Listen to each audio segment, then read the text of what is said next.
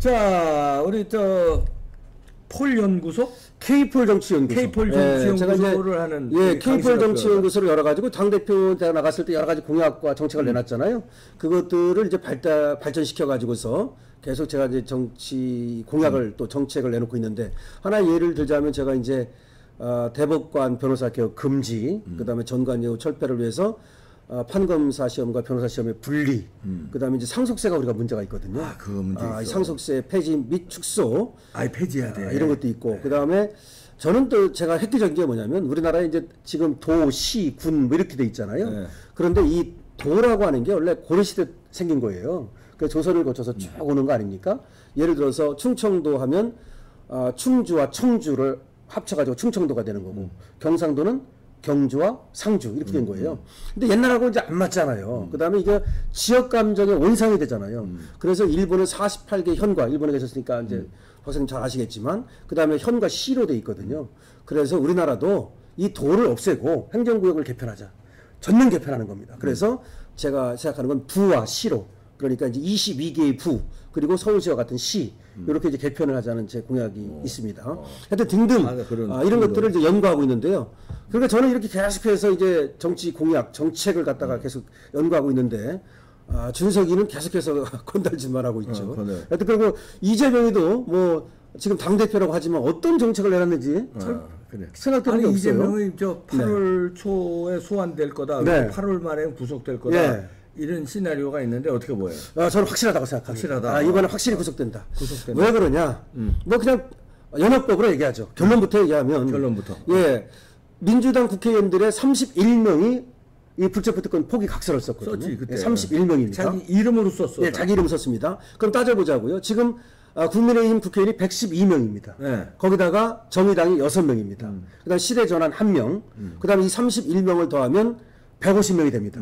그런데 과반수가 넘습니다. 왜냐하면 지금 300석이 안 되거든요. 국회 의석이 몇 명 빠져가지고. 그래가지고 이 150석이 확실히 되는 건데, 거기다가 민주당에서도 이제 또 나와 발라. 그렇습니다. 이 31명은 이제 거의 확실한 거고. 그거 말고도 사실은 지금 이재명계라고 확실히 말할 수 있는 사람은 76명에 불과합니다. 76명입니다. 그러니까 이재명으로부터 무슨 당직을 받았거나, 또는 철험에, 또는 무슨 뭐 7인에, 하여튼 등등 따져보니까 76명이 이재명 계입니다. 근데 160 지금 7석 정도 되는데, 그 중에서 76명밖에 안 된단 말이죠. 그렇게 되면은 결론적으로 이제 체포 동의안 이거는 가결된다. 가결된다. 확실합니다. 자, 그러면 이제 그 시나리오를 지금 보면, 검찰에서 사실은 지금 이재명 구속을 위해서 상당히 준비를 철저히 하고 있습니다. 좀 이제 시쳇말로 하면 이를 갈고 있습니다. 왜 그러냐? 이재명을 3번 소환을 했습니다. 3번 소환을 했는데, 성남FC 그 사건으로 1월 달에 1번 소환을 했었고요. 그 다음에 대장동 의뢰신도시로 2월 달에 2번 소환을 했습니다.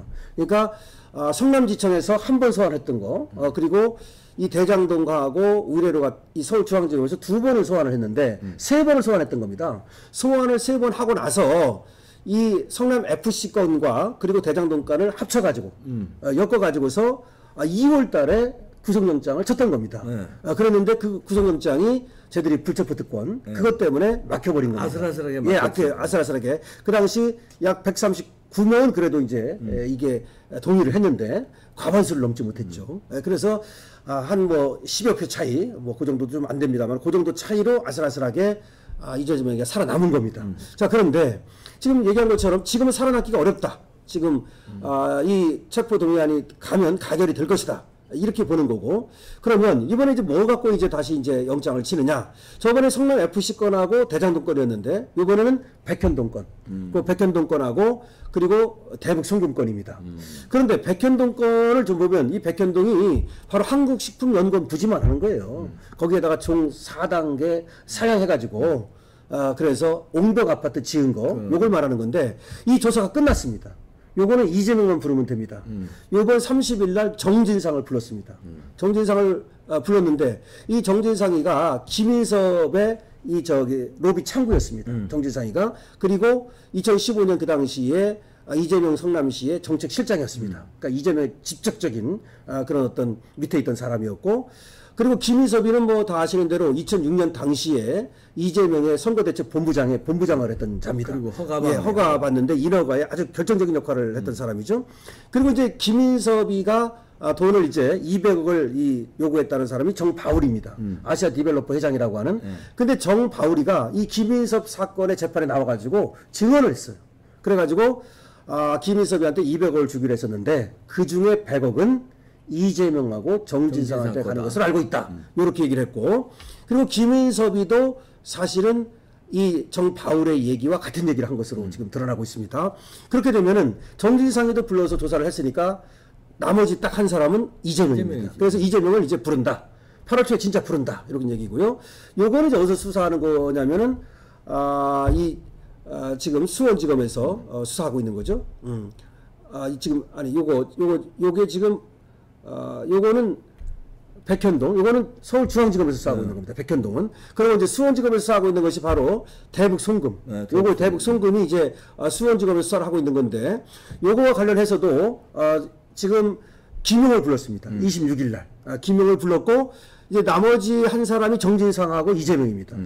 여기와 관련해서는 정진상에 대한 조사가 좀 필요하다고 합니다. 그래서 정진상을 부르고서 그 다음에 이제 이재명으로 가는데, 이거는 뭐 정진상이를 사실 안 불러도 거의 뭐 드러나 있는 겁니다. 아시다시피 이제 여기에 김성태하고 그 다음에 이화영이가 대북 송금에 관련돼 있는 거니까요. 다만 김성태하고 이화영이가 중심 축이긴 하지만 그래도 성남시에서 같은 역할을 했던 이제 김용하고 정진상에 대한 조사가 필요한데, 김용희를 26일 날 불렀다는 얘기죠. 그러면 요거는 정진상 부르고 이재명 부르고 이것만 남았습니다. 근데 아시다시피 지금 이화영 부인이 뭐 어쩌고저쩌고 하고, 그 다음에 지금 김성태에 대해서 뭐 주가 조작 이걸 갖다가 이제 검찰이 뭐 봐줬네 이런 얘기 나오지 않습니까? 그 얘기가 나온다는 얘기가 뭐냐면 그만큼 이재명이가 궁지에 몰렸다는 겁니다. 그렇지. 이거는 완전히 사면초가에 빠졌다는 거고 덫에 걸렸다는 겁니다. 이걸 알기 때문에 그렇게 지금 난리 부르스를 떠는 겁니다. 어느 정도냐면은 여러분 아시지 않습니까? 이화영이 부인이 법정에 가가지고 이화영한테 지금 큰 소리로 그야말로 법정에서 대판 부부싸움을 했다는 얘기 아닙니까? 그 얘기가 이화영이가 이제 이 300만 달러 요거 대북 송금 대가 요거 관련해가지고서 이재명한테 보고를 했다. 그 얘기를 뒤집으려고 그런 거 아닙니까 지금? 그래서 그것 때문에 법정에서 대판 싸움을 할 정도고, 그 다음에 민주당에다가 탈원서를 집어넣지 않습니까? 이화영이 부인이 그 정도고, 그 다음에 이 탈원서를 받으니까 바로 이걸 가지고 민주당 의원들이 벌떼같이 일어나가지고서 수원지검을 항의 또 방문했었죠. 그렇게 하고, 그 다음에 김성태에 대해서 검찰이 봐줬다. 그래서 주가 조작이라든가 이것들을 싹 빼버리고서 그래서 김성태를 봐주기로 하고서 회유를 해갖고 김성태로부터 진술을 받아냈다. 지금 그렇게 얘기하는 겁니다. 그 다음에 동시에 또 이화영으로부터도 여기도 회유와 협박을 통해 가지고서 지금 진술을 받아낸 거다. 이렇게 몰아가는 겁니다. 이 얘기는 그만큼 이재명이가 완전히 사면초가에 몰렸고 빠져나갈 수 없는 덫에 걸렸다는 걸 스스로 아는 겁니다. 자, 그때하고 다른 게 있습니다. 성남지청 그때 FC 사건하고 그 다음에 대장동, 그 다음에 의뢰신도시 이때는 불체포 특권이라는 방탄이 있었던 거예요. 예, 그러니까 불체포 특권 그 이용하면 돼. 방탄 옷이 있으니까 설사 여기서 내가 뭐 그래서 3번을 갖다가 자기가 나가가지고 이제 진술을 하면서 그때도 뭐 성남지청 나갈 때도 또 무슨 뭐 마치 독립투사라 되는 듯이 그렇게 여러 사람이 나와가지고 또 뭐 그렇게 했습니다. 자, 그때는 그렇게 당당했는데 지금은 당당하지 않다는 거예요. 그래서 지금 나오는 얘기가 뭐 이재명이 뭐 10월에 뭐 사퇴하고 그 다음에 뭐 김부겸이니 김두한이니 뭐 이런 사람 아니죠. 저기 뭡니까 김부겸하고 김두 뭡니까 그저 국회의원. 네, 하여튼 뭐 그쪽한테 지금 뭐 넘겨준다 지금 뭐 이런 얘기까지 나오는 얘기가 지금 그만큼 민주당에서 이재명의 지금 그 입지가 흔들리고 있다는 거예요. 입지가 흔들리고 있다는 거고. 그래서 이번에 부르면 이제 어떻게 할지를 모르겠어요. 지금 나오는 얘기는 뭐 이재명이가 8월 초에 뭐 휴가를 간다 이런 얘기가 나오는데, 지금 보면은 7월 28일 날 국회 회기가 끝났거든요. 네. 일단 끝났습니다. 그 다음에는 8월 16일입니다. 8월 16일 날. 그 사이에 구속영장 치느냐? 네, 그렇죠. 그 사이입니다. 그러니까 약 15일 정도 되잖아요. 네. 근데 이제 사람들은 요 사이에 친다 이렇게 생각을 하는데 네. 그럴 필요 없습니다. 지금 나오는 얘기도 그렇고 요 사이에 치는 것보다는 차라리 회기가 열렸을 때. 회기가 열렸을 때. 그러니까 그리고 또 요 사이 치는 게 어려운 것이 일단 불러야 되잖아요. 그럼 부르면 뭐 이재명이가 금방 나오면 좋지만 또 뭐 어쩌고저쩌고 하고 뭐 그리고 불렀을 때 조사한 걸 또 정리를 해야 되잖아요. 그러니까 딱 지금 맞는 시나리오는 뭐냐면 한 뭐 8월 뭐 휴가를 간다고 하는 걸 냅둘지는 모르겠습니다. 하여튼 요 한 8월 15일까지 그때까지 한두 번 불러가지고 조사를 하고 그럼 구속영장을 치면 이제 8월 16일 되지 않습니까? 그때 회기가 열리면 그때 이제 체포동의안을 국회에 보내면 그때 만약에 이제 동의가 통과됐다. 이게 중요한 거예요. 저는 작살나는 거예요. 통과됐다. 이러면 이거는 법원에서도 구속영장을 발부하는 것이 훨씬 가능합니다. 그렇지. 이게 만약에 그 전에 체포동의안이 가결되지 않은 상태에서 그 비회기 동안에 요때 쳐가지고 괜히 그거보다는 오히려 국회를 통과하면 그거 뭐 법원에서도 또 지금 편하게 편하게 그다음에 범죄 혐의는 분명하는 거니까 원래 이제 법원에서 그 기각을 시키는 논리가 그거 아닙니까? 무슨 뭐 이 범죄 혐의가 없다 이거보다는 뭐 당대표가 도망가겠어? 뭐 이런 얘기 아닙니까? 그다음에 뭐 그런 것 때문에 이제 기각을 시키는 건데 체포동의안이 가결돼가지고서 딱 넘어오면 이 범죄 혐의는 분명하니까 그리고 이 백현동 같은 거 너무 분명해요. 그리고 뭐 김인섭이라든지 이런 사람들이 확실하게 얘기를 하고 있고 거기에 그 로비를 하지 않았다면 이재명의 어떤 그 지시라든지 내지는 이재명의 어떤 그 안에서의 봐주는 이런 게 없었다면 그 옹벽 아파트라는 게 성립될 수가 없는 거예요. 그러니까 이게 뭐냐면 50m 높이에다가 300m 길이 그런 어떤 아파트를 갖다가 세웠다는 거니까 이건 뭐 백현동이야말로 빼박이라고 보는 거고 그 다음에 대북 송금 중에서도 이 800만 달러 중에서도 300만 달러가 특히 문제가 되는 거예요. 이재명 방북 방북 배용 그 300만 달러. 직접 뇌물. 그거는 확실한 뇌물입니다. 그래서 이걸 뭐 제3자 뇌물이라고도 얘기하지만 어떤 사람들은 그냥 뇌물로 받아도 된다. 뇌물이야. 오히려 이렇게 얘기할 정도로 이게 확실하단 말이죠. 그러면은 범죄 혐의가 확실하다.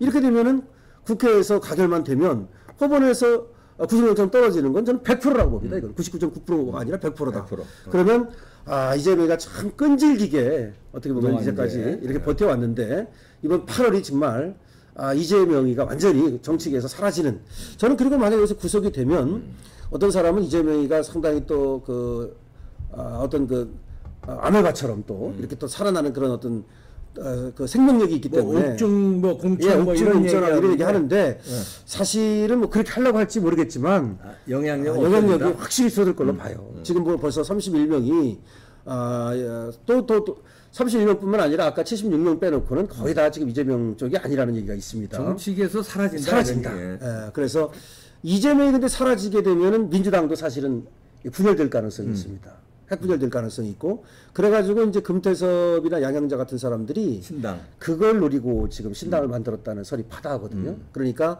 금태섭이나 양양자가 지금 앞으로 나와 있지만 뒤에는 다른 애들이 있다. 지금 다른 애들이 뒤에서 움직이고 있다. 그럴 가능성이 충분히 있잖아요. 그래서 민주당의 핵분열 가능성도 있고 그래서 지금 뭐 국힘이 민주당에 비해서 지지율이 떨어지네.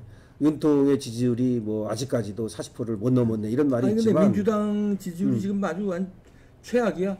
20%대. 그런 조사도 나왔고 또 한 조사에서는 근데 또 민주당이 국힘보다 앞선 지지율도 나왔습니다. 그래서 어쨌든 그런 거하고 전혀 걱정할 필요가 없다. 그래서 결국 민주당이 지금 체제로 이렇게 단일 체제로 그렇게 해서 가지 못한다.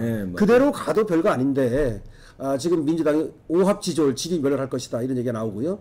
그래서 국힘의 승리는 우리가 뭐 담보할 수 있지 않겠느냐 이런 얘기가 나오는데 다만 지금 계속해서 뭐 이준석이니 또 유승민을 갖다 공천을 해야 되느니 그다음에 홍준표의 또 분탕질 이런 것들이 계속되고 있으니까 저는 이 얘들을 먼저 그 뭐 지금 유승민 내부 양아치들 내부 양아치들을 먼저 공천 안 준다고 선언하고 그다음에 저 홍준표를 징계했듯이 홍준표가 저는 그렇게 생각합니다.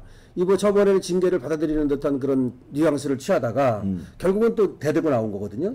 이 속에는 이준석과 유승민을 공천을 주라고 그러지만 내심은 그게 아니고 왜 이준석은 징계 안 하고 왜 나만 징계를 하느냐. 나는 수해골프 그것밖에 없는데 이준석이는 얼마나 잘못한 게 많은데 유승민이 저렇게까지 분탕질을 치고 있는데 걔들은 냅두고 싹 제명시켜버려야 돼. 그래서 시원하게, 이번에 그냥 징계하고 제명하고 아니면 출당시키고 아니면 공천 주지 않는다고 선언하면 어떨까. 그런 생각이 듭니다. 그럼 내부 정리하고 그다음에 민주당 박살나고 이제 분당 가고 그러는데 방심하지 말고 부정선거 부정선거 막는 제도를 노력해야 돼요. 그러지 않고 또 이거 그대로 선거하잖아요. 안심 못합니다. 네, 강신업 변호사였습니다. 마치겠습니다.